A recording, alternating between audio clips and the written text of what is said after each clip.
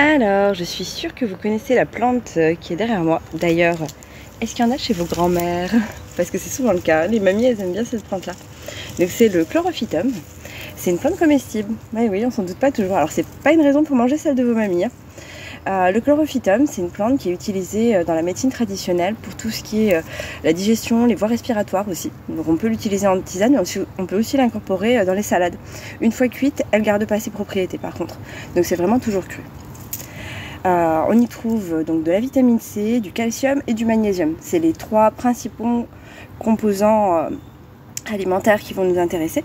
Après évidemment elle en a plein d'autres, hein, voilà. Mais pour ça il faudra venir en sortie botanique et je vous en parlerai davantage. Alors vous avez eu la version de l'herboriste, maintenant je vous donne la version de la fleuriste. Donc c'est une super plante et alors je vais vous montrer ça de plus près.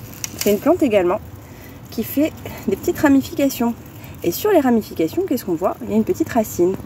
À la maison, si jamais vous voulez reproduire le chlorophytum de vos mamies, n'hésitez pas à prendre juste cette petite pousse là, à la placer quelques jours dans l'eau, ensuite la mettre en terre et vous aurez votre propre plante chlorophytum. Alors petite mise en garde par contre, si vous avez un chat, moi je sais que ma petite Minette par exemple, elle se régale des chlorophytums et dès que j'essaye d'en mettre en terre, elle les dévore. Voilà, j'imagine qu'elle a besoin de vitamine C, de calcium et de magnésium. Voilà.